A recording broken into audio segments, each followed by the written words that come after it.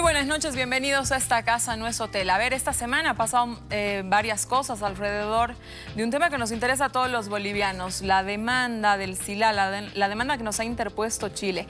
Esta semana se ha recibido la notificación de parte de La Haya, recibimos ya la demanda, conocemos ya el texto. En la misma semana también el presidente Evo Morales ha designado a el expresidente Eduardo Rodríguez Belcé como agente para cubrir también esta demanda.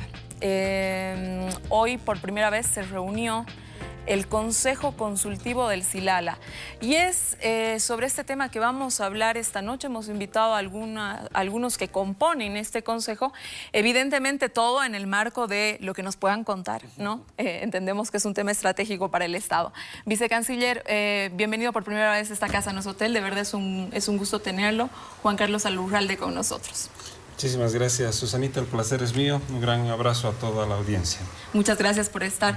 René Martínez. René es el secretario de la Dirección para la Defensa de los Manantiales del SILALA y todos los recursos hídricos, ¿verdad? Buenas noches al país, al programa, a ti, Susana. Saludar también con quienes vamos a compartir esta noche. Qué bien tenerte. Con nosotros esta noche también Héctor Arce, procurador del Estado, que ya se ha vuelto casero. Bienvenido. Gracias, Susana. Un cordial saludo a toda la audiencia y un placer y un honor estar aquí con René y con Juan Carlos para este importante tema. Bueno, muchas gracias por aceptar la invitación. A ver, yo quiero empezar con usted, vicecanciller. El SILALA es un agua fósil de manantial, pero yo quiero que le explique a la gente qué significa un agua fósil, de qué se trata cuando hablamos de este tipo de aguas, como son las otras, no lo sé. Sí, no, muy importante. Esa pregunta es una pregunta clave, querida Susana, porque nosotros dentro de la formación, digamos, los periodos geológicos que hemos tenido en la Tierra, nuestro planeta Tierra, han habido periodos en los cuales había mucha más precipitación. No nos olvidemos que desde el lago Titicaca hasta el Salar de Uyuni, incluso más al sur, había un gran lago, hacía un gran lago. Esto era más o menos 50.000 años atrás, se llamaba el lago Michín, ¿no? Entonces era un inmenso lago. Ha ido cambiando los periodos geológicos, este lago se ha ido desecando y después llegamos hace unos 10.000 años atrás más o menos al periodo Tauca. Este periodo Tauca ya se separa este gran lago Michín en dos lagos, ¿no? El lago Titicaca, digamos, al norte, y los salares con el lago Popó al sur. Y ahora vemos que se sigue desecando, ¿no? Y ya tenemos lo que conocemos, digamos, ya en nuestra época contemporánea. Producto de estos periodos en los cuales el régimen pluvial era totalmente diferente, es decir, había más agua, etc., es que se forman unos depósitos de agua subterránea, porque la superficial se evaporó, ¿no? Por producto del sol, irradiación, etc. Pero el agua subterránea permanece, ¿no? Permanece debajo del suelo y forma grandes bolsones de agua. Son, podríamos decir, como unos grandes lagos subterráneos que están ahí escondidos, guardados, y están guardando para patrimonio de los bolivianos, de todos nosotros, están guardando aguas que tienen 10.000 años. Entonces, estas aguas, por esa misma característica, son aguas pues, de extrema pureza, son aguas que no se pueden encontrar, ¿ya no? Pero lo más terrible, Susana, son aguas que no son renovables, o sea, no se van a renovar. Estas aguas guardadas hace 10.000 años en un periodo diferente, se van a agotar, si es que se hace un mal uso, si es que se las explota irracionalmente. Y esas aguas justamente son las aguas que forman el SILALA. En una explicación que daba usted, pero hoy día que salió también en las noticias, dice que se hicieron obras sobre 140.000 metros cuadrados que hubiera, ¿no?, de manantiales en el SILALA. ¿Qué tipo de obra se hace ahí, vicecanciller? Porque, claro, 140.000 metros cuadrados es una extensión muy grande, ¿no? Y si estas aguas estaban, pues, de manera subterránea, ¿qué es lo que sucede ahí, ¿no?, para que pueda lograr convertirse, digamos, en un curso, ¿no? En un curso en un curso de agua. Es un curso de agua, sí. Sí, ese es un tema fundamental porque Estos nuestros manantiales, que obviamente son emanaciones de estas aguas, de estos lagos congelados que tenemos nosotros en el sudoeste de Potosí, obviamente emanaban y formaban unos bofedales. Los bofedales son un ecosistema con mucha diversidad de plantas, de especies acuáticas, que conviven con especies animales, etc. Y conforman pues lo que se llaman los humedales altoandinos. Estos humedales son un tesoro de la humanidad, ¿no? Son ecosistemas realmente únicos por la altitud. Estamos hablando de 4.400, 4.600 metros sobre el nivel del mar, donde la vida realmente es difícil, complicada, y las especies se han adaptado a vivir ahí de una manera realmente asombrosa, ¿no? Entonces, en estos humedales, que son como unas hermosas esponjas de agua donde conviven tantas especies, estas humedales se congelaban, se derretían, se congelaban, se derretían, y es obvio que eran pero unos grandes reservorios de agua, ¿no? Una conexión con los grandes reservorios de agua. Por eso es, y esa es la pregunta clave, ¿no? ¿Por qué Chile pide una concesión para hacer obras en estos nuestros bofedales, en estos nuestros manantiales, ¿no? Lo hace porque obviamente en esta nuestra esponja tenía que hacer una red de drenaje. ¿Qué es una red de drenaje? Es como hacer una cicatriz, digamos, cortar la tierra para hacer que el agua fluya a un canal y discurra por la fuerza de la gravedad, que en este caso favorece a Chile, ¿no? Si no se hubieran hecho estas obras, porque son obras inmensas, Susanita, han trabajado 5 años desde 1908 hasta 1913, se gastan $5 millones de la época, que era mucho dinero, y 5 años trabajan para hacer heridas, podemos decir, en esto nuestro hermoso ecosistema, y hacer de que fluya la sangre, como dice nuestro canciller tan bonito, la leche de la madre tierra, que es el agua, fluya de este ecosistema hacia Chile, ¿no? Entonces, eso es algo que no se puede obviar. Es una acción que obviamente causa daño, está causando daño, se puede ver el daño que ha causado esta acción, pero además que no puede considerarse que este es un flujo natural, que es algo claro. muy importante. Héctor, ¿hubo alguna autorización, haciendo una revisión de la historia, hubo alguna autorización de parte de Bolivia en ese momento para que se hagan estas obras? Claro, como decía Juan Carlos,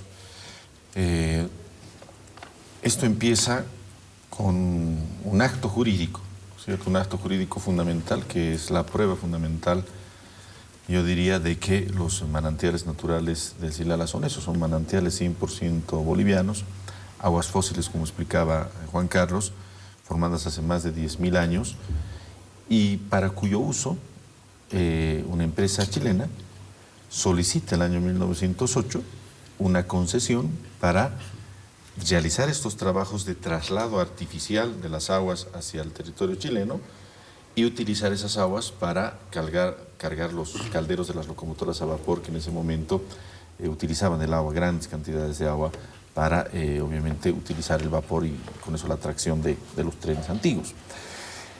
Este hecho es un hecho jurídico, ¿no? Y es un hecho jurídico fundamental, mediante el cual Chile reconoce primero que las aguas son íntegramente bolivianas, que los manantiales se encuentran en Bolivia. Por eso pide la autorización a Bolivia, a la prefectura de Potosí. Después de un trámite de 4 meses, finalmente se da esa autorización. Prueban además que el transporte, ¿no es cierto?, de las aguas hacia Chile es un transporte artificial, porque ellos piden, como explica Juan Carlos, una concesión para construir durante 5 años y con una cuantiosa inversión esa red de canales para transportar artificialmente aguas bolivianas hacia el territorio chileno. Entonces, la luz radiante de la verdad funde pues la teoría chilena, la equivocada teoría chilena, que dice que hay un río, ¿no es cierto?, de curso internacional, que es una situación que por supuesto no resiste el más mínimo análisis, ni siquiera de visual, ¿no es cierto?, in situ. Es una situación clarísima para nosotros. Es una situación que obviamente el más alto tribunal de la humanidad, la Corte Internacional de Justicia, ha de hacer prevalecer en favor de nuestro país. René, te convoca el presidente para hacerte cargo de redactar la demanda que nosotros interpondríamos a Chile por el uso de las aguas del Silala.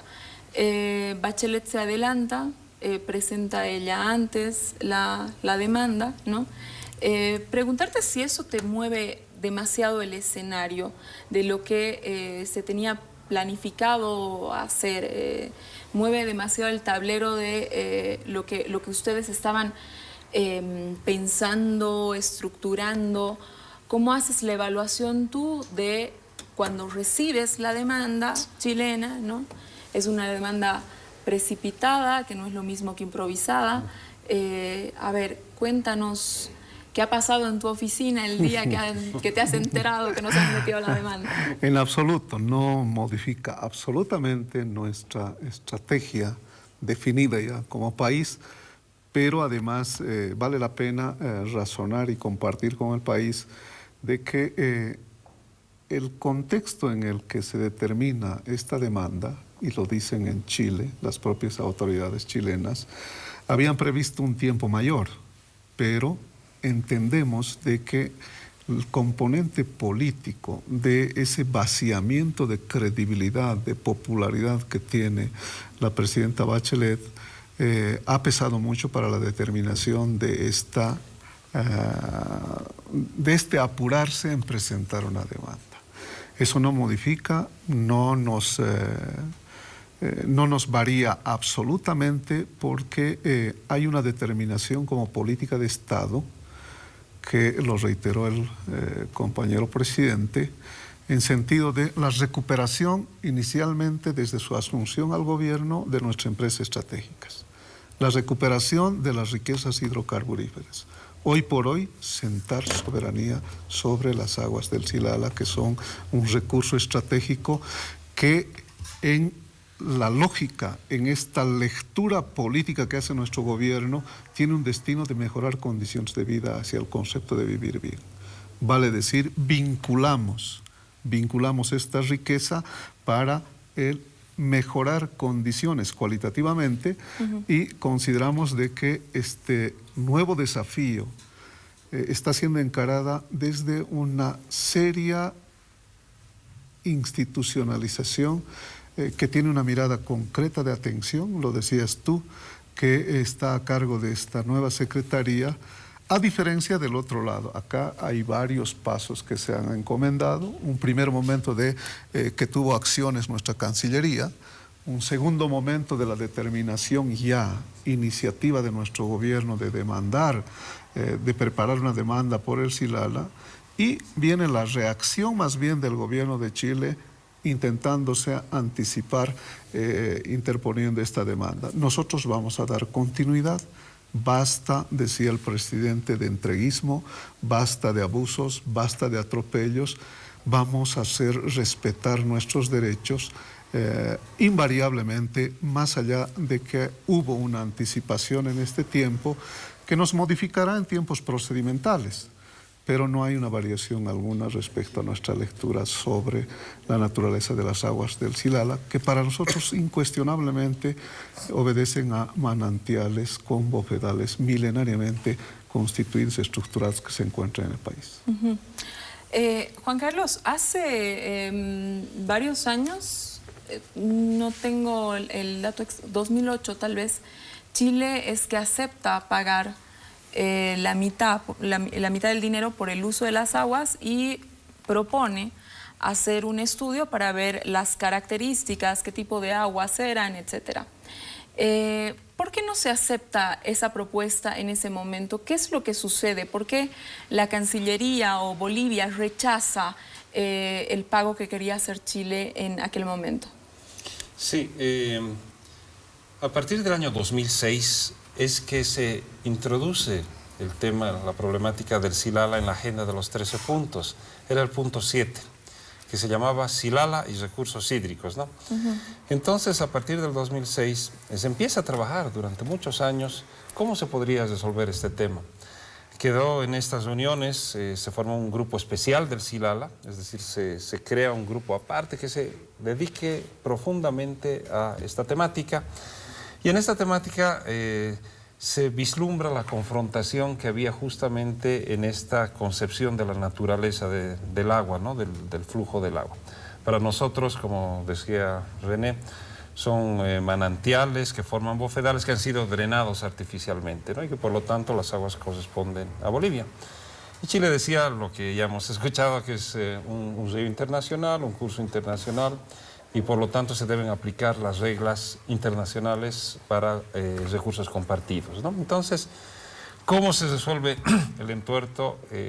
Aquí hay un tema que es muy importante y seguramente la Corte también tendrá ahí un rol, es justamente la parte técnica, la parte jurídica, la parte histórica, la parte técnica. Ahí se propuso hacer estudios conjuntos, porque Chile tiene unos estudios, pero nosotros no les creemos a los estudios de Chile, ¿no? Nosotros podemos hacer estudios, nosotros tenemos muchos estudios, pero Chile tampoco da fe de nuestros estudios. Entonces, lo mejor es hacer estudios conjuntos o que un organismo internacional haga los estudios para determinar cuál de las dos... Pero ¿en qué se basaba Chile? ¿En qué criterio se basaba Chile el momento que dice, bueno, pago una parte? Exacto. ¿No? Sí, exacto, porque entonces mientras se hagan los estudios, para Chile estaba claro que lo que más o menos es un uso equitativo y razonable entre ambos países es más o menos el 50%, ¿no? Entonces, mientras se determine la naturaleza, Chile estaba dispuesto a pagar por el 50% que no había duda que Bolivia tenía derechos de pagar. Pero en ese borrador de acuerdo inicial, preacuerdo inicial, mencionaba que una vez se conozcan los estudios, se incrementará el porcentaje a favor de Bolivia. Es solamente esa mención ya es clarísimamente demuestra clarísimamente que los estudios iban a ser a favor de Bolivia, porque es indudable cuando uno va allí, como decía nuestro procurador, que la verdad entra por los ojos, la realidad entra por los ojos, y ese no es pues un río internacional. Eso Chile sabía. Entonces dijo 50% y después se incrementará a favor de Bolivia, ¿no? Entonces, ¿qué es lo que pasa? ¿Por qué hay el momento en que se interrumpen las negociaciones? Pues las negociaciones continuaron hasta octubre del año 2010. Ya en octubre del año 2010, en la última reunión que se tiene sobre el tema de Silala, Chile no acepta el que estos estudios y todo lo que salga tengan un efecto vinculante hacia obligaciones hacia el pasado. Es decir, si los estudios decían que Bolivia tiene razón y que no querían un retroactivo. No querían aceptar ninguna obligación pendiente de este uso. Entonces es obvio que llegamos a un punto en el cual no había acuerdo, pero tampoco es que dijimos ahí se rompe todo, ¿no? Sino Chile tenía que convocar a la nueva reunión, que tenía que ser en noviembre del año 2010, y nunca la convocó. Ya estamos en junio de 2016 y Chile nunca más convocó a una reunión para seguir discutiendo estos temas. Luego entra el gobierno de Piñera y ahí ya nadie... Básicamente se rompe. Héctor, la primera demanda de La Haya ha sido definitivamente sumamente exitosa. Hoy relatabas en un artículo que has escrito para Página 7 que la Academia de Guerra de Chile es la que va explicando cuáles, desde su perspectiva, fueron los motivos por los que cala tanto, ¿no? La victoria, o sea, la victoria, digamos, de Bolivia en cuanto a la presentación de la demanda, y atribuye a un liderazgo sólido, sumado a estabilidad política, económica y social, ¿no es cierto? Nos desarrollarás más a detalle. Pero, ¿crees, Héctor, que en este momento político que estamos viviendo hayan las mismas condiciones para enfrentar esta demanda? Mira, Susana, yo creo que Bolivia ahora es un país que ha dejado de mendigar, de pedir, de suplicar sus derechos, y ahora ejerce sus derechos, ¿no? Y lo hemos visto en el tema marítimo y también ahora en el tema de los manantiales naturales del Silala, aguas bolivianas. Cuando uno tiene una aspiración, uno se queja, puede pedir, puede suplicar, pero una aspiración es un deseo. Es algo que no se puede materializar por la fuerza de una demanda, por la fuerza de una acción. Cuando uno tiene un derecho, el derecho lo ejerce. Y si el oponente no cumple su obligación, lo demandas. Y lo demandas y haces que tu derecho se ejerza a través de un tribunal internacional. Esta es la etapa en la que nosotros nos encontramos en Bolivia. Estamos en una etapa de crecimiento, de construcción, de desarrollo de país de la mano del presidente Evo Morales, que nos ha permitido pasar a este libro, La punta del iceberg, un libro de más de 300 páginas que ha escrito justamente la Academia de Guerra de Chile, ¿no es cierto?, una instancia académica de muchos profesionales muy renombrados, entre ellos José Luis Rodríguez Elizondo, por ejemplo, ¿no?, uno de los estudios más grandes de la temática entre Bolivia y Chile, llegan a esa conclusión, ¿no? Ellos dicen: la demanda boliviana es la expresión directa de una coyuntura inédita en la historia boliviana, encabezada por el presidente Evo Morales. Lo que quizá a veces en Bolivia no vemos, por diferentes mezquindades, por diferentes temas políticos, en Chile lo han visto y le han dedicado un libro, una obra entera. Y es que Bolivia ahora puede ejercer sus derechos gracias a la gran estabilidad política, económica, social que tiene, gracias al liderazgo que tiene. Y si tú me permites, aquí en este artículo que tú referías, hemos hecho algunas citas específicas, ¿no? Y están entre comillas, porque es textualmente lo que dicen los amigos de Chile, ¿no es cierto?, quienes han escrito este texto. Dice: asimismo, se destaca que el proyecto refundacional boliviano posee elementos claves como ser la inclusión política, social y económica, que genera un sentido de pertenencia colectiva, la refundación político-institucional y la noción de reivindicación social histórica, fuerzas centrífugas que generaron, textual, el fortalecimiento de la institucionalidad democrática como condición clave para el ejercicio de sus derechos. Eso dice Chile, estoy hablando de citas textuales. Más abajo dice: actualmente Bolivia se encuentra en el ciclo de crecimiento económico más estable y sostenido de los últimos 50 años. El PIB de Bolivia ha crecido en 360%, lo que ha generado inversión pública récord, procesos de inclusión social, creación de una economía plural basada en la nacionalización y la industrialización, que permite al Estado generar políticas de redistribución de la riqueza con los sectores más deprimidos del país. Pondera además las relaciones internacionales, como hemos girado nosotros en nuestras relaciones internacionales. Son 11 capítulos, y esos 11 capítulos, uno por uno, analiza cuáles son los factores de crecimiento y desarrollo del país que han generado, por supuesto, las condiciones que ahora tenemos, y que en criterio de estos investigadores chilenos, de la Academia de Guerra de Chile, es pues solamente, como dice el título de su libro, la punta del iceberg, es decir, lo que estamos haciendo nosotros en defensa de nuestro país es solamente el principio de una larga situación, una larga cadena de reivindicaciones que las vamos a llevar adelante, por supuesto, con la mayor dignidad. Y vaya que tienes razón, ¿no es cierto? Como decía René, ya con mucha altura, con mucha dignidad, se ha creado, para hacer las cosas en serio, una dirección. No es nada menos que un expresidente del Senado, por 2 gestiones, que está a la cabeza de esta institución.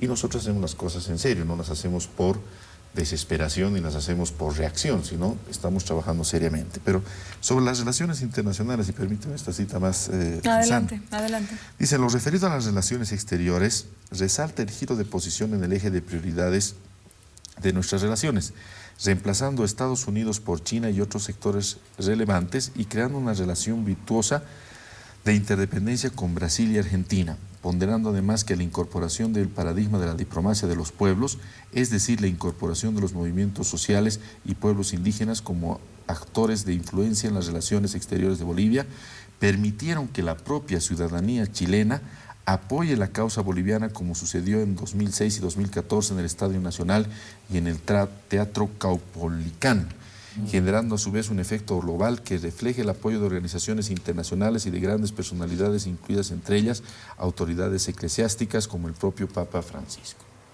Imagínense ustedes, esta es la visión que tiene Chile. Estamos hablando de un libro escrito por su academia, por una academia institucional. Allá le llaman de la guerra, en su mentalidad todavía sigue habiendo la guerra, ahora ya no existe la guerra, por supuesto. Ella tiene el Ministerio de la Guerra, tiene la Academia de la Guerra, siguen trasladándose al éxito. Podríamos seguir, por es la un razón o libro... por la fuerza, bueno. Pues. Exactamente, es en honor a su escudo, ¿no? Entonces, en Chile se ve qué es lo que está pasando en Bolivia. En Chile están seguros de que la estabilidad de estos 10 años, el crecimiento de estos 10 años, el liderazgo que existe estos 10 años, ha generado un nuevo país. Y la buena relación con los vecinos, ¿no? La buena relación con los países, la diplomacia de los pueblos, la mencionan expresamente, le dedican un capítulo entero. Entonces, toda esta configuración de este nuevo Estado les pone a los chilenos a pensar y a decir, no, aquí hay que tener cuidado. Esto se viene en serio. Y este país al que quizás siempre hemos ninguneado, como se dice vulgarmente, que siempre hemos menospreciado, ahora es un país que tiene un gran liderazgo, que ha dado un giro de 180 grados en su crecimiento, en su desarrollo. Es un país que está mirando al futuro con fe, con esperanza. Es una nueva nación, es una nación diferente y hay que tener cuidado, porque lo que se viene con Bolivia, lo que estamos viendo, es solamente la punta de un iceberg muy grande que se basa en nuestro crecimiento. Bueno, qué lindo escucharte hablar, a ver, pero no me has contestado. A ver, cuando se presenta, cuando se debe como buen abogado, le has dado la vuelta, ¿no? A ver, pero cuando se presenta la demanda marítima, Héctor, había una sensación por lo menos de mucha cohesión interna. Para este segundo momento, ¿cómo lo ves tú? Sí, la misma cohesión. Los temas de reivindicación de nuestros derechos siempre han sido sabiamente conducidos por el presidente Evo como políticas de Estado, absolutas políticas de Estado. No nos olvidemos de que fuimos nosotros quienes en principio convocamos a los expresidentes, se convocó a los excancilleres, se hicieron varios consejos, varios expresidentes han actuado como voceros en el caso de la demanda marítima. Y bueno, es una política de Estado. Y en este tema de las aguas del Silala ocurre exactamente lo mismo, ¿no? Son políticas de Estado que más allá de las coyunturas que puedan tener uno u otro matiz, se basan fundamentalmente en una estabilidad política extraordinaria de nuestro país, que es reconocida además en el contexto internacional. Así que yo veo exactamente las mismas condiciones favorables para desarrollar esto. Me tengo que ir a un corte, vuelvo contigo, René, que me he quedado sin preguntar. Quédese en esta casa, en nuestro hotel, seguimos hablando del tema Silala.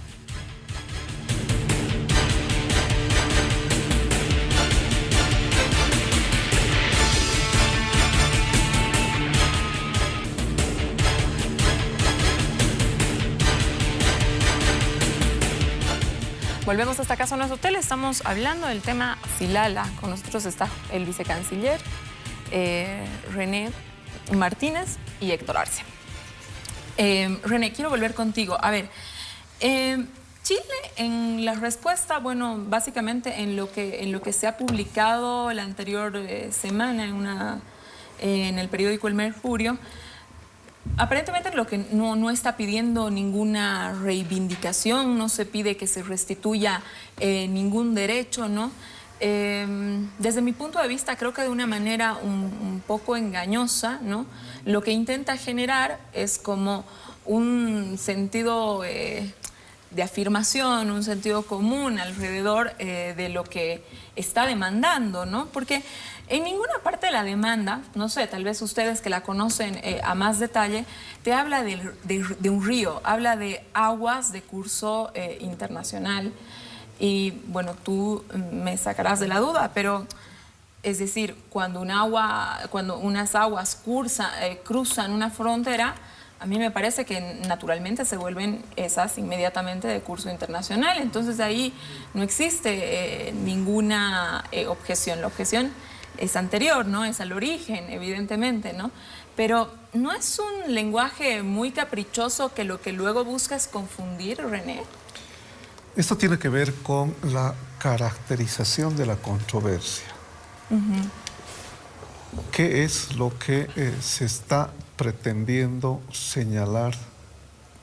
Lo que se conoce hasta ahora en la aplicación, después seguramente va a entrar en contenidos de fundamentación, es que se reconozca el curso de aguas internacionales para derivar en el elemento uso de aguas, que en este caso, a criterio de Chile, vendrían a ser compartidos. desde la pretensión mayor en términos jurídicos de la demanda chilena. Por el otro lado, sostenemos, abrazados de la verdad de los hechos, con criterios técnicos científicos, que en determinado momento, a lo largo del horizonte histórico, en parte hubo acercamientos y acciones, lo que nos señalaba Héctor, la petición de una concesión implica reconocimiento de que algo pides a quien consideras que es propietario.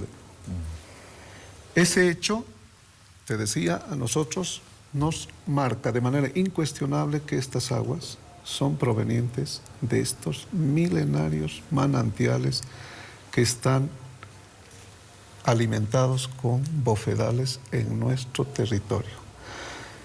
¿Qué es lo que primero sale a relucir y a observarse, reconociendo que estamos con un anticipo de este resumen de la demanda chilena? Es que no se habla sobre criterios técnicos y menos de obras civiles. No se habla de canalizaciones, de drenajes, de entubados, de un desarenador que ha sido construido por chilenos.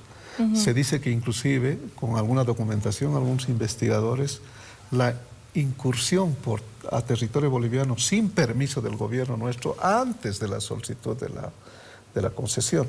Hay varios elementos que seguramente van a discutirse en tres componentes: horizonte histórico, acercamientos entre países, hechos, documentos preliminares, agenda de 13 puntos, pero sobre todo criterios técnicos que van a ser la base fundamental sobre los cuales vamos a construir una estrategia de demanda jurídica con nuestros expertos en derecho internacional. Claro, a ver, te quiero insistir, ¿no? Porque lo que salía en el periódico, bueno, cuando uno lo lee, es que Chile, bueno, indica, ¿no? Que no habla de río, habla de aguas de curso internacional.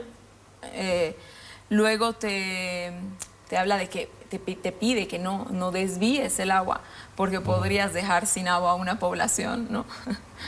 Y bueno, cuando sabemos que el agua se destina también a usos de minería, ¿verdad? Eso es lo paradójico, ¿no? No solamente te está diciendo cuidas bien, resguardas bien, eres casi un custodio, y todo lo que está sucediendo estás dando por hecho que está bien hecho. Racionalidad y uso compartido. Estás forzando una realidad que tiene que ver después de definirse la naturaleza de estas aguas. A partir de eso, y te decía, es paradójico, recibes gratuitamente las aguas y las comercializas.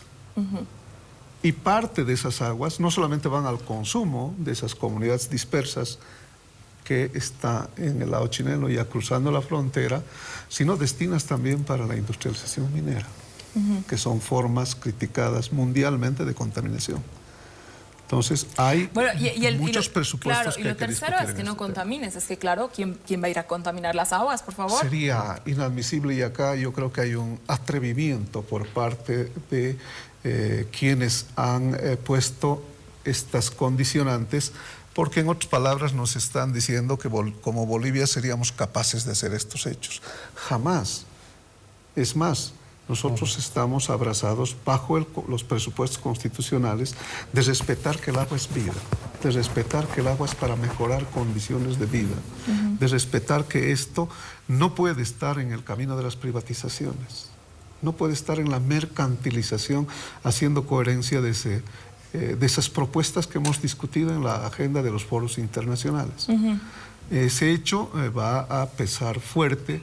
Y creo que son los criterios con los que hay que leer esta intencionalidad forzada de querer pasar por alto y encima encomendarte paradójicamente, ¿no?, el cuidado de los mismos. Y como bien decías tú, no conozco un tribunal que pueda pues disponer el desvío y la contaminación de aguas, pero hay una intencionalidad de acomodar mediante un nuevo discurso con fundamentaciones que están forzando esta realidad antes de la definición de la naturaleza de las aguas. A ver, Juan Carlos, nos explicabas que estas aguas pueden agotarse, ¿verdad? Entonces esto quiere decir que en un momento pueden ser pues un recurso muy preciado para nuestro país. Hoy mismo, Juan Carlos, ¿qué es lo mejor para hacer con estas aguas? Porque hemos escuchado muchísimas cosas alrededor, deberían desviarse, debería hacerse, es decir, la población también ha emitido muchos criterios alrededor, pero capaz porque no se conoce el lugar, etcétera, etcétera, ¿no?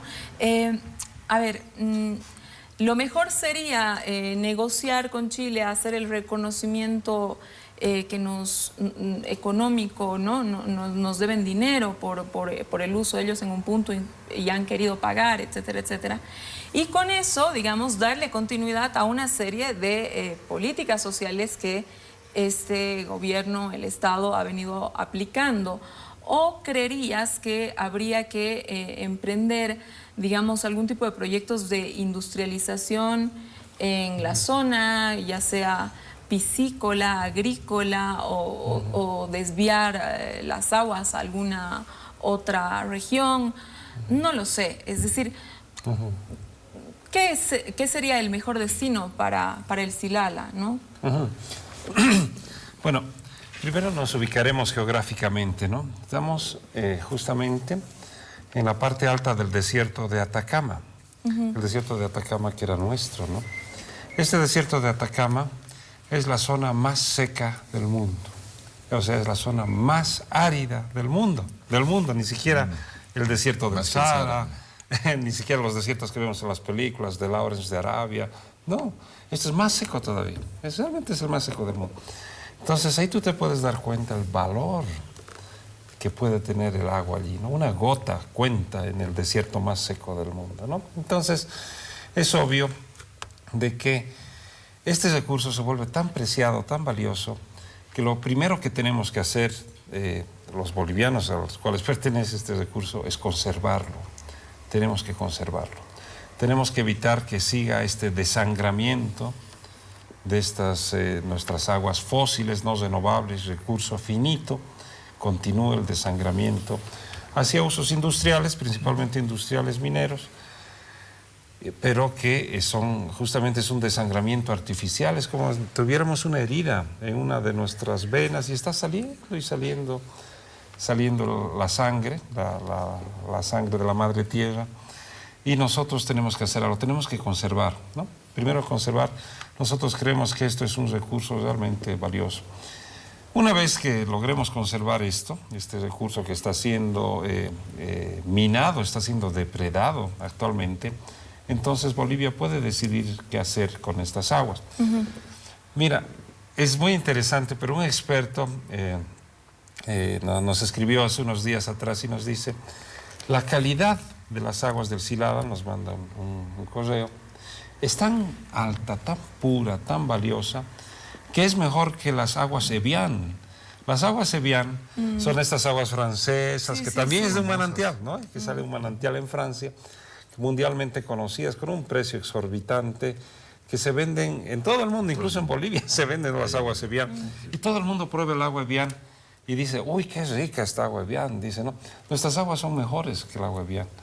¿Te das cuenta? Entonces es algo tan preciado, tan valioso que tenemos, que nosotros consideramos que todo lo que se debe hacer con eso es para la vida. Tiene que estar definido: agua para la vida. Héctor, a ver, Bolivia lleva la propuesta a Naciones Unidas justamente de esto, ¿no? De el agua como un derecho colectivo, el agua como pues un recurso para todos, ¿no es cierto? Luego nuestra Constitución Política del Estado en esta nueva también reconoce el agua como pues un derecho, ¿no es cierto?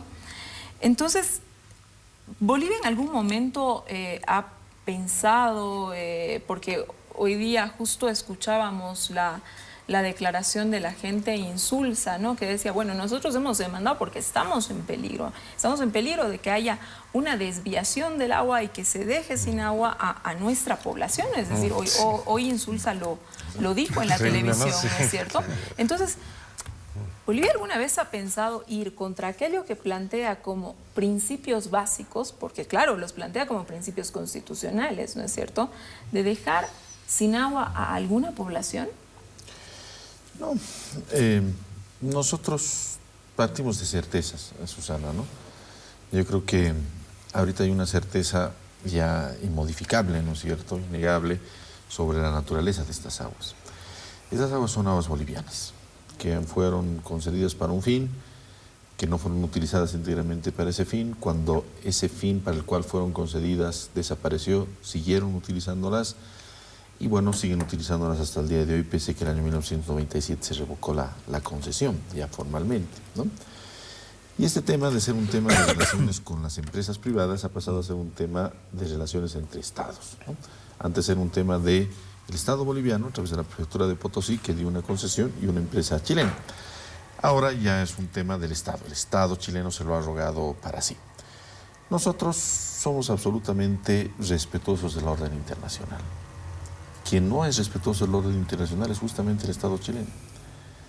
Quien ha entrado en un profundo debate al interior de su órgano legislativo, incluso de varias autoridades ejecutivas, de incluso retirarse del Pacto de Bogotá para eludir la acción tutelar de la justicia internacional, en la conciencia que ellos tienen de que ellos reiteradamente usurpan territorios, usurpan en este caso aguas manantiales, actúan en incumplimiento de sus obligaciones internacionales, en conocimiento de esa conciencia negativa que tienen en el contexto internacional. Ellos han entrado en un debate profundo de retirarse incluso del Pacto de Bogotá. Y esto está ampliamente documentado. Nosotros celebramos que hayan presentado una demanda justamente por eso, porque ese es un debate cerrado. Ellos ya han aceptado las reglas del juego. Ahora ellos tienen la obligación de aceptar cualquier fallo que se emita dentro de la justicia internacional. Ellos mismos han puesto en manos de este tribunal una situación y ellos tienen que aceptar, por supuesto, lo que diga ese tribunal. Y es un avance, en verdad hay un avance. Ellos han tratado de sorprendernos seguramente o de generar una situación de equivalencia, una demanda contra otra demanda, pero han, yo creo, actuado de manera inconsulta. Y hay una crítica muy seria al interior de Chile, porque el paso que han dado es un paso que es muy favorable para nosotros, pero es complicado para ellos por la lógica con la que se ha movido Chile. Bolivia es todo lo contrario. Bolivia, de la mano del presidente Evo, y como lo dicen ellos mismos en sus estudios, en sus escritos, es un país pacifista, es un país respetuoso del derecho internacional, es un país que ha incursionado con éxito en el derecho internacional y lo ha hecho con un resultado extraordinario como es el tema de la demanda marítima, una demanda bien posicionada, que Chile pretendió acabarla con una objeción preliminar y salió prácticamente derrotado con un resultado de 16-0.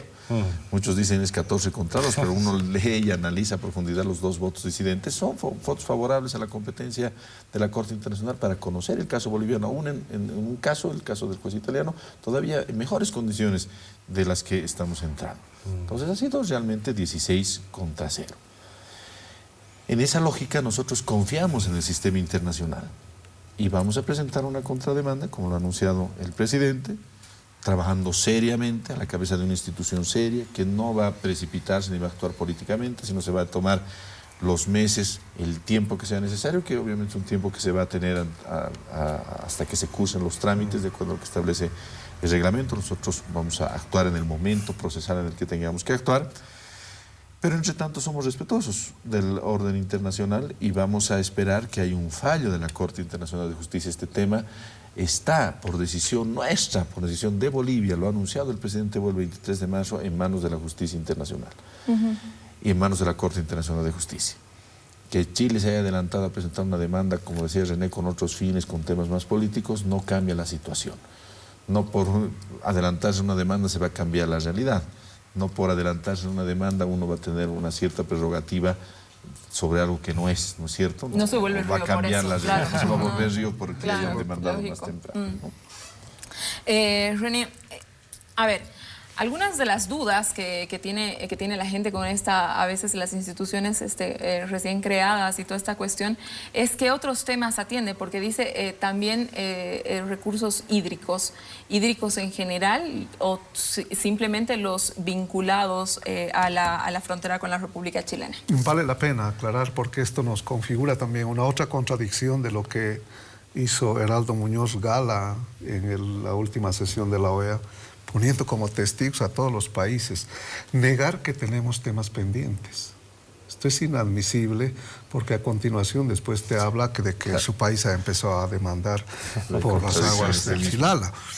Lo otro es que, te decía, estos temas pendientes y no querer reconocer que la actual presidenta, Bachelet, en su anterior gestión de gobierno, nos habíamos provocado la agenda de los 13 puntos, evaluado por quienes hacen seguimiento político, que fue el mayor acercamiento binacional entre dos países, marcan varios temas pendientes. En ese orden de lectura, de coherencia de comportamientos de países, porque cualquier acción que hace un país compromete la participación de su Estado, hay varios temas pendientes. Vale decir que no solamente el marco normativo de la creación de esta institución separa, pone, concretiza una tarea en concreto para atender esta nueva demanda que es política de Estado.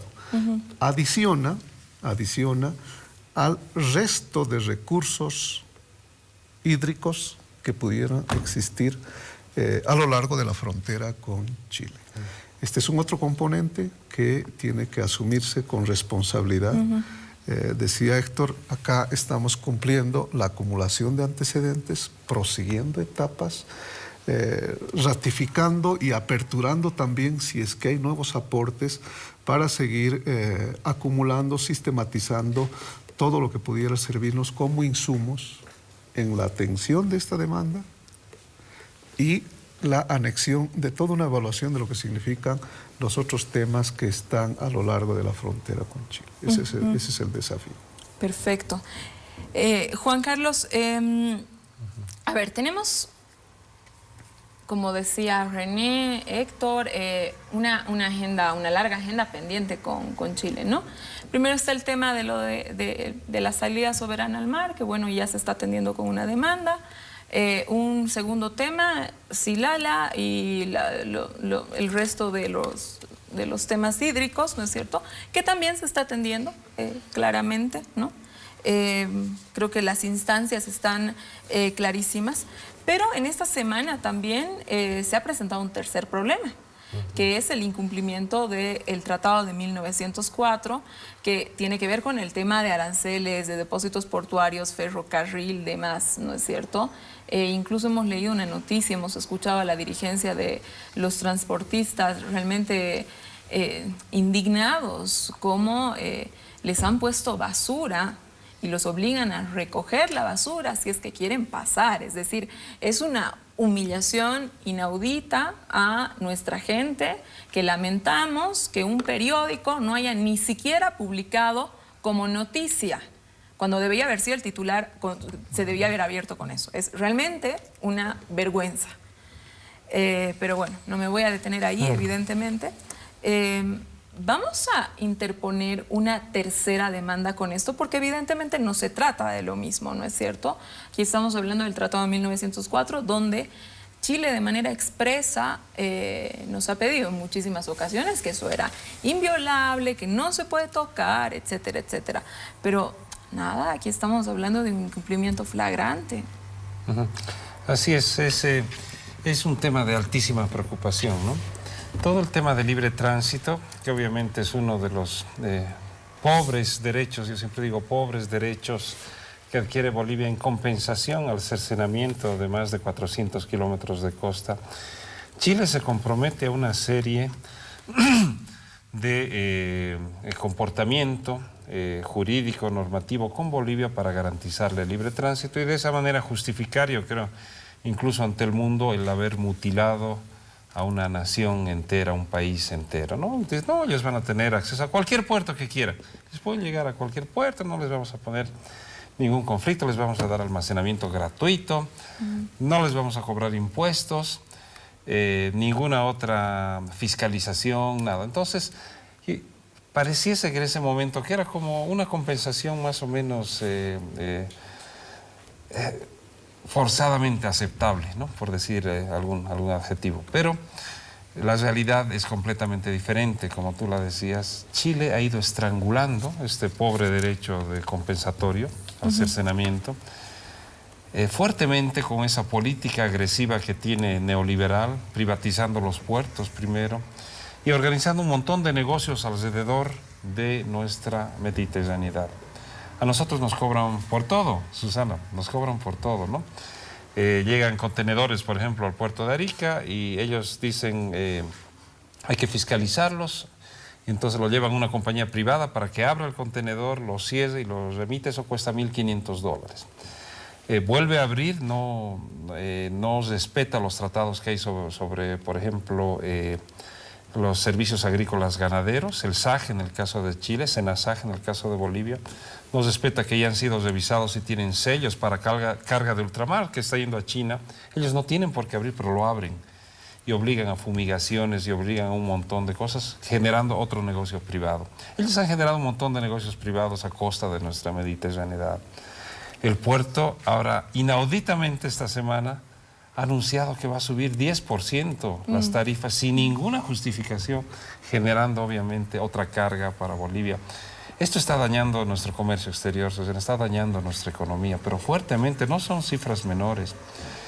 El crecimiento tan importante, como decía Héctor, de la punta del iceberg, este importante desarrollo, increíble coyuntura liderada por nuestro presidente, no puede ser respondida en términos logísticos operativos por los puertos de Chile, ¿no? Todo lo contrario, más bien se estrangula y de esta manera estrangulan el desarrollo de Bolivia, ¿no? Entonces es un tema sumamente complejo, pero ya respondiendo a tu pregunta, nosotros creemos, todos nosotros, incluso en estos casos el marítimo, el SILAL, etcétera, siempre hemos creído en el poder del diálogo, ¿no? El poder del diálogo, el poder de la diplomacia, el poder de que mientras hay diálogo siempre hay esperanza y siempre hay oportunidades de resolver las cosas, ¿no? Y obviamente en este caso, en el caso de libre tránsito, creemos y debemos agotar el diálogo, ¿no? Si se agota el diálogo y realmente Chile, no, en este caso también, no logra tener un poco más de apertura, de visión política, diplomática, seguramente nuestros jefes tomarán algunas determinaciones, ¿no?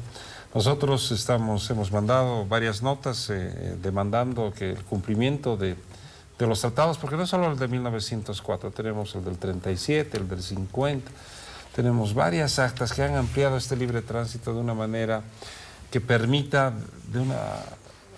humildemente compensar este cercenamiento que hemos tenido, ¿no? Pero en la realidad es que estamos cada vez más enclaustrados, cada vez más encerrados. Nuestros pobres transportistas, ya un detallito más quería contar de lo que sucede. Ellos a veces fiscalizan en frontera, ¿no?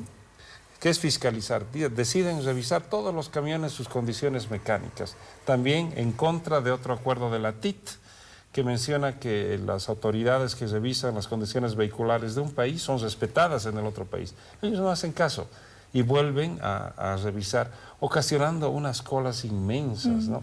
Los paros que ocurren, que nos dejan 3 días a veces en la carretera.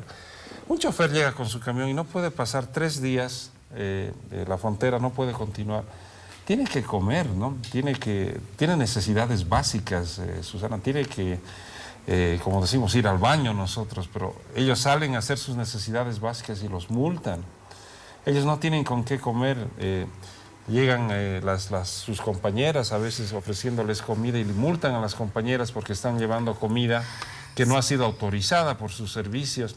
No existen servicios higiénicos, no existen servicios alimentarios. Y el chofer no puede abandonar la carga. ¿Qué pasa si se va y deja la carga y pasa algo con la carga? Él es responsable. Entonces, es una situación realmente que me alegra que tú tengas esa sensibilidad y que se haya jalado la oreja a los periódicos, está bien, porque es un tema realmente que incluso trasciende no solamente lo que son derechos de comercio exterior o de libre tránsito, sino derechos humanos. Por supuesto, estamos hablando de inclusive dignidad. discriminación Pero, y violación de derechos humanos básicos, elementales. Así es, no pueden humillar a nuestra gente y nosotros quedarnos callados. Héctor, a ver, tú atiendes el tema en varios casos en La Haya, has sido parte del equipo que ha redactado la demanda marítima. Suponemos que has estudiado los perfiles de los jueces de La Haya al momento que se iba a interponer la demanda, seguramente también dentro del equipo se estudiaron resultados, ¿verdad? ¿No? Los otros resultados que La haya emanado en casos medianamente parecidos, ¿no? En apariencia, estos jurados, digamos, tienden a hacer prevalecer el diálogo, a que ningún país se sienta tremendamente afectado, ¿no? Esto lo hemos visto con el caso de la demanda de Perú a Chile, ¿no? Que Chile pretendía que la línea vaya recta, Perú no, pero entonces La Haya determina un poco, no todo lo que pretendía Chile, tampoco todo lo que pretendía Perú, digamos, ¿no? Soluciones salomónicas. Una solución salomónica, ¿no? A ver, Perú la festeja mucho, ¿no? Pero digamos que La Haya actúa en una solución medianamente salomónica. Nosotros cuando presentamos la demanda marítima, el tribunal pues la acepta, como tú dices, con 16 votos contra 0, ¿no? Es una respuesta realmente sumamente favorable hacia Bolivia. Tomando en cuenta que la demanda chilena ahora con el tema de el Silala tiene estos elementos medio tramposos que comentábamos hace un momento con René, ¿no será que La Haya puede tender a volcarse ahora a favor de Chile? No, desde ningún punto de vista. Para empezar, Susana, yo creo que no es necesario hacer ningún análisis sobre los jueces, ¿no?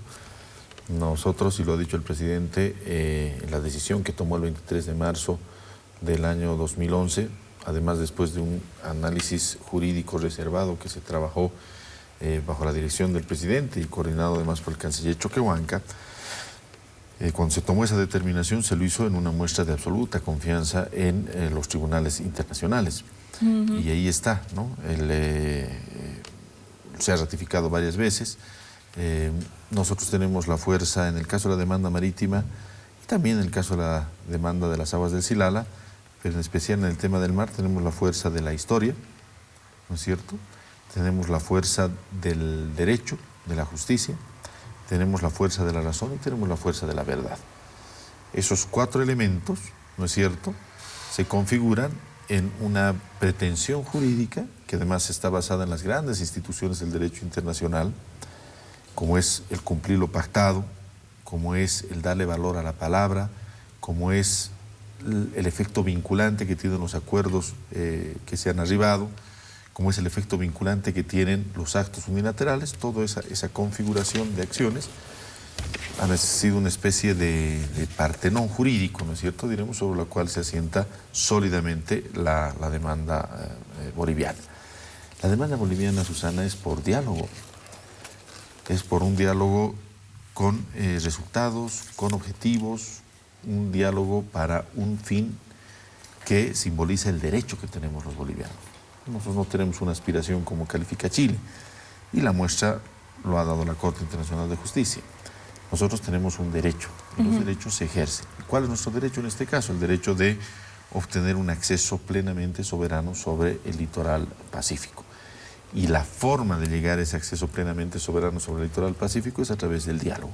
Y el objeto de nuestra demanda es justamente ese diálogo, y es una situación obviamente totalmente legal, legítima, ¿no es cierto?, reitero, fuertemente respaldada en las instituciones del derecho internacional, que nos ha de llevar tarde o temprano a sentarnos en una mesa con el Estado chileno, bajo el control y la vigilancia de la propia Corte, para que no ocurra lo que han ocurrido en infinidad de veces, ¿no es cierto?, en infinidad de reuniones, en infinidad de comunicados, en 1920, 22, en 1950, en 1960, 61, en 1975, en 1987, para que no nos vuelva a ocurrir esa situación donde siempre había un diálogo que se establecía pero nunca se concretizaba en una solución.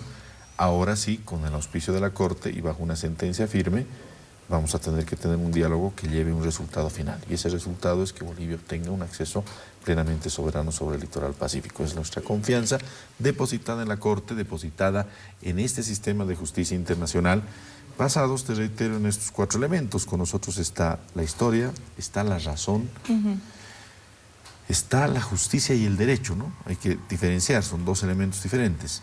¿Es justo que Bolivia obtenga un acceso plenamente soberano al Océano Pacífico? Sí. ¿Está respaldado en derecho el que Bolivia obtenga un acceso plenamente soberano al Océano Pacífico? La respuesta es sí. Y por sobre todas las cosas está la verdad. Todo el mundo reconoce. Y bueno, gracias también a la labor que se hizo desde la vocería, se ha conocido, ¿no es cierto?, muchas características de nuestra demanda y las voces de apoyo que han sumado, ¿no es cierto? Yo creo que en muy pocos casos la Corte Internacional de Justicia ha debido ver esa cantidad de apoyos que existen a una causa, ¿no es cierto? El propio Papa Francisco, la máxima autoridad moral que puede existir en la humanidad, de manera libre, de manera voluntaria, ha hecho una pausa en su discurso y voluntariamente se ha referido al diálogo, pensando, dice, cuando hablo del diálogo, dice el Papa Francisco en la catedral, el 8 de julio del año pasado, dice, estoy pensando en Bolivia y en Chile. Entonces es un elemento tan importante, tan fundamental, pero al mismo tiempo tan firme, tan constructivo y tan determinante, que es el camino correcto. Y bueno, con esos 4 elementos, la luz radiante de la verdad de nuestro lado, no hay forma de que esta situación sea negada y vamos a llegar al final del camino.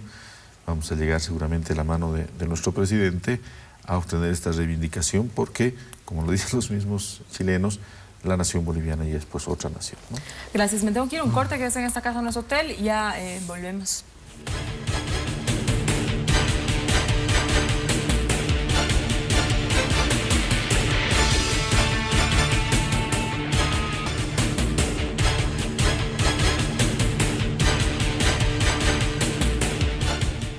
Volvemos a esta casa, no es hotel. Juan Carlos, a ver, en caso de que Chile se venga atrás con la demanda por el uso de las aguas del Silala, ¿Bolivia tiene abiertas las puertas del diálogo? Bolivia siempre está abierto al diálogo, ¿no? Siempre hemos estado abiertos al diálogo. Lamentablemente las relaciones con Chile realmente son difíciles, ¿no?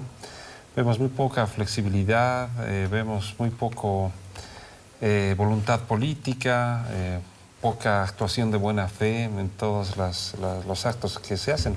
Te doy un pequeño ejemplito.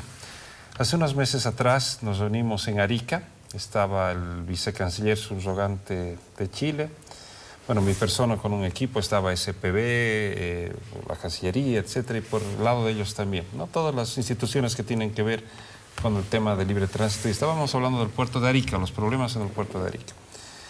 Y en esa reunión acordamos con el vicecanciller subrogante que para ver el tema de tarifas se tenía que pedir una ayuda, una colaboración a la CEPAL y a la ADI para que ambas instituciones nos den una fórmula donde hay una serie de variables, la inflación, el precio de los combustibles, etcétera, etcétera, que nos permitirían establecer un racional incremento o decremento de las tarifas, pero en base a criterios técnicos, no en base a criterios de querer tener más dinero por parte de las empresas privadas que operan los puertos chilenos. Llegó el acuerdo, nosotros muy contentos, se quedó eso en el borrador de acta. Llegamos nosotros aquí a Bolivia y resulta que Chile no quiere firmar el acta, se desdice. O sea, hemos pasado horas en Arica tratando de resolver el tema tarifario y llegamos a una fórmula muy racional con organismos internacionales que apoyen, y cuando la delegación de Chile vuelve a la capital deciden no firmar el acta. ¿Por qué pasan estas cosas, Juan Carlos? No sé, es real.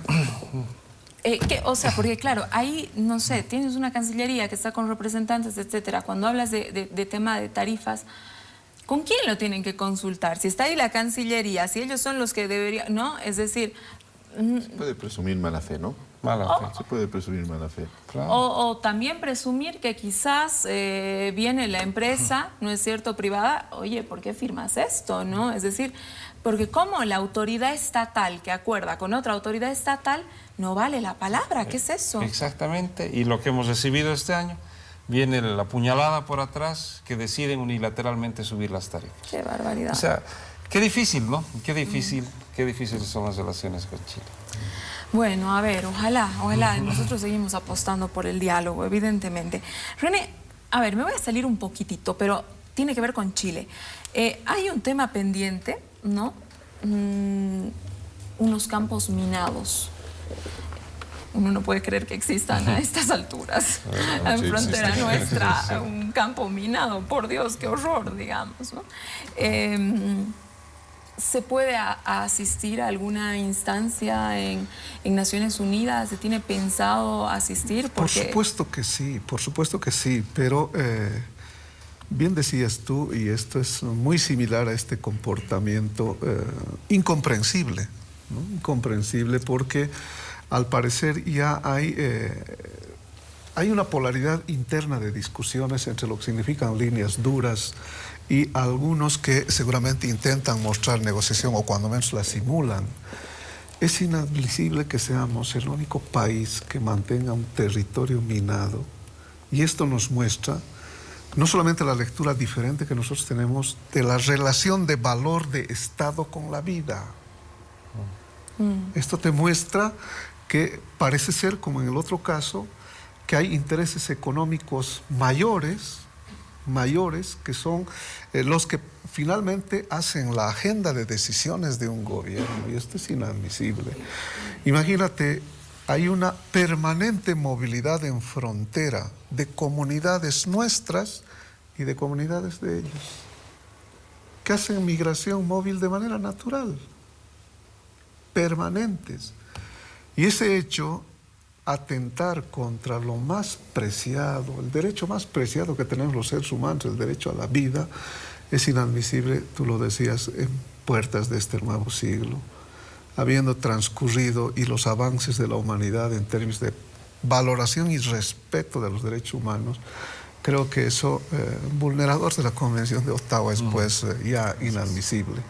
Y yo creo que hay varios componentes que hay que precisar evaluaciones y no entender que hoy por hoy, a diferencia de lo que era antes, ese privilegio de subordinación de la diplomacia tradicional a la inversión extranjera, a los grupos oligárquicos de poder, no van más. Hoy el respeto por el derecho a la comunidad, a la colectividad, a la vida, derechos fundamentales como es el tema del agua, derecho a la vida para mejorar condiciones de vida, hoy por hoy no debieran estar en este nivel de relaciones, de tensionamientos. Esa es una actitud hostil. Esa es más bien aquella que decía el propio Heraldo Muñoz cuando la primera demanda, me acuerdo, de Bolivia demandó hostiles, y esta es una actitud hostil. Hoy no sé si pensará lo mismo, aunque ya no me extrañaría que cambie de criterio. Están ellos anticipándose, demandando a la Corte Internacional, pero seguimos violando la normatividad del derecho internacional como es, con la existencia todavía de estos espacios minados que, te reitero, atentan contra la vida, contra el derecho más preciado que tenemos todos los seres humanos en el mundo. Qué horror. Héctor, a ver, hemos tenido el éxito en la demanda marítima, ¿no? En la Haya. Y esto, y bueno, ahora existieron muchísimas críticas, como tú lo señalabas, al interior del propio Chile, donde, había una línea que no estaba de acuerdo con la presentación de la demanda del Silala, otra línea que estaba pensando en salirse en el Pacto de Bogotá, etcétera. Hubieron muchísimas discusiones, muchos analistas hablan de un desorden clarísimo en la política exterior chilena, ¿no? Un país que definitivamente siempre ha tenido por lo menos fama de tener una política exterior impecable. Pero, desde tu perspectiva, ¿qué muestra este escenario, ¿no? Que la diplomacia chilena ha dejado de ser la misma de antes, la diplomacia boliviana ha agarrado otro matiz. Bien lo explicabas que existen otros componentes, la diplomacia de los pueblos, etcétera. Pero realmente, desde tu perspectiva, ¿qué es lo que ha pasado, Héctor? Bueno, yo creo que era un mito, ¿no? Habían varios mitos en el pasado y uno de esos mitos estaba marcado por el hecho de que la diplomacia chilena era una de las mejores diplomacias del mundo. Del mundo, exacto. ¿No es cierto? Que Chile era una especie de país europizado, ¿no? Dentro de América Latina, y había la idea de que nuestro país era un país inferior, era un país subordinado, era un país con poca libertad, era un país con poca capacidad de actuar frente a una potencia, diremos, ¿no? Y esa situación ha cambiado definitivamente, ¿no? Ahora tenemos, por nuestra parte, una nación diferente. Por eso es muy importante revisar lo que analizan y piensan los mismos chilenos, ¿no es cierto?, el propio gobierno chileno. Nosotros somos una nación con un gran crecimiento, con un gran desarrollo, con una gran estabilidad política, económica, social, con una nueva visión de dignidad muy grande que tenemos. Y somos un país que hace las cosas en serio, que ya utiliza la política para beneficio de sus ciudadanos, para su crecimiento, no para beneficio de intereses mezquinos, sectarios y parciales, como lamentablemente ocurrió en el pasado. Es un país que además ha consolidado una estabilidad política tan grande, formada alrededor de un liderazgo innegable, incuestionable, no solamente dentro de Bolivia, no solamente dentro de Latinoamérica, sino dentro de todo el mundo, pues el liderazgo del presidente Evo. Y esta situación, por supuesto, ha cambiado la correlación de fuerzas. Y ahora tenemos un país que tiene la capacidad de hackearlo al Estado chileno. Chile ha recibido una demanda, demanda por la reivindicación marítima, y lo ha hecho de una manera soberbia, prepotente, ¿no es cierto? Recordemos las declaraciones del canciller Muñoz, que decía no es un acto amistoso, ¿no? Violando las propias declaraciones. Hay la declaración de Manila que textualmente establece que ningún país puede considerar un acto inamistoso la interposición de una demanda internacional, pidiendo justicia internacional, pero Chile sí lo hizo. De la propia voz del canciller Heraldo Muñoz hemos visto que ha habido un desprecio, un rechazo. Ese debate interno, ¿no es cierto?, que tuvieron. Ahí han habido declaraciones como las del exministro de Defensa, del presidente Sebastián Piñera, Andrés Alamad, que decía Chile tiene fuerzas armadas preparadas y prestigiosas para hacer respetar los tratados, sí, ¿no es cierto? Es verdad. O esas actitudes como de haber movido militares hacia la frontera, ¿no es cierto?, con acorazados, porque una cosa es tener un puesto militar, como nosotros tenemos varios puestos militares para controlar narcotráfico, contrabando, para hacer un buen trabajo, y otra cosa muy diferente es llevar pues unidades blindadas y otras cosas. ¿Para qué necesitas? Para los contrabandistas no necesitas unidades blindadas, ¿no es cierto?, ni para el narcotráfico necesitas unidades blindadas, necesitas simplemente puestos de patrulla. Entonces, ese tipo de actitudes que ha mostrado Chile han desnudado, ¿no?, la precariedad de su relación, de su diplomacia, la precariedad de su visión, ¿no es cierto?, como país avanzado, como país moderno, y ya lo ha mostrado tal cual es. Por otra parte, tenemos una nación como la nuestra, que crece, que se desarrolla, que tiene cada vez más peso en el contexto internacional y que de aquí en adelante, o desde hace algunos años, ejerce sus derechos de una manera absolutamente objetiva. Me tengo que ir a un corte, quédese con el último bloque, ya la conclusión de esta Casa No es Hotel.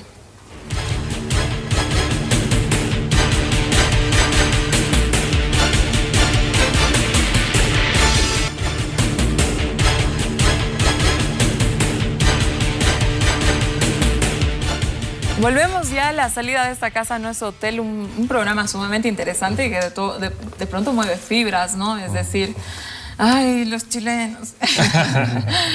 Juan Carlos, gracias por haber venido esta noche a esta Casa No es Hotel para contarnos un poquito de cómo está la relación, de cómo vamos avanzando el fruto de esto. Te invito a concluir, tenemos un minutito. Un minutito, sí, no, muchas gracias. Importantes los temas que hemos tocado. Siempre invitar, ¿no?, a todo nuestro pueblo, al pueblo de Chile también que nos acompaña, porque nosotros tenemos grandes amigos en el pueblo chileno, grandes organizaciones de pescadores, de sindicatos. El pueblo de Chile, podríamos decir, es diferente del gobierno de Chile, y lo decimos sin ningún error, ¿no? Nosotros queremos al pueblo, invitamos a resolver estos temas siempre por la vía del diálogo, la diplomacia de los pueblos que decía Héctor, tan importante.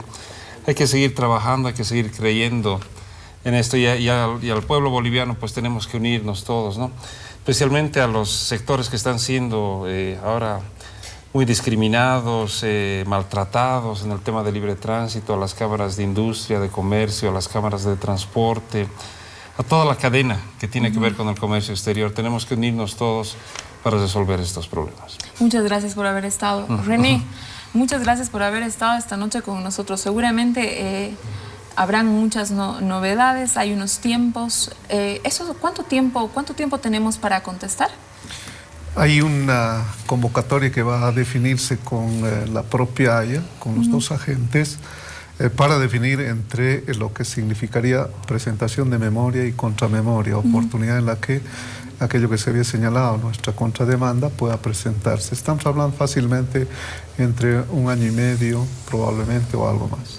Muchísimas gracias por haber venido, René. No, agradecerte por la oportunidad y creo que hay que dejar bien en claro esa diferenciación de lo que significa comunidad y gobierno, entendiendo que este centenario de haber sido víctimas en muchas cosas hoy nos permite respirar dignidad, haciendo valer nuestros derechos en el marco del derecho internacional, como resoluciones de poder llegar a tribunales internacionales como este segundo tema. Muchísimas gracias por haber estado esta noche con nosotros, Héctor. Muchas gracias. No, gracias a ti, Susana, siempre a las órdenes de este importante programa, y yo me sumo a lo que ha mencionado Juan Carlos y René, ¿no? La gran conclusión. No tenemos nada contra el pueblo chileno. El pueblo chileno es un pueblo noble, es un pueblo sano, es un pueblo que siente la injusticia que se ha cometido con Bolivia. Por eso es que en 2 ocasiones, como le dicen los propios chilenos en su libro, se han manifestado a favor de Mar para Bolivia, ¿no? Ese coro con el que lo recibieron nuestro presidente en el año 2006, que se repitió en muchas ocasiones. Nuestro canciller Choquehuanca, que estuvo recientemente, una persona recibida con mucho cariño, además con mucho respeto. A ese pueblo chileno le decimos de que debemos trabajar juntos para solucionar las grandes injusticias que se han cometido contra la nación boliviana, que se siguen cometiendo, como hemos visto en el programa. Y al gobierno chileno, bueno, pues tarde o temprano tendrán que darse cuenta y entender que las cosas cambian y que también las naciones cambian y que hay naciones que se fortalecen, se fortifican y ejercen sus derechos. Ejercer sus derechos para vivir en armonía, para vivir en paz, en una complementariedad, entendiendo que somos vecinos y ambos nos necesitamos para trazar un futuro mejor para toda nuestra vida. Muchas gracias por haber estado esta noche con nosotros, Héctor. Gracias a todos ustedes por habernos acompañado conmigo hasta el siguiente domingo. Quédese en ATV, sigue Deporte Total. Buenas noches.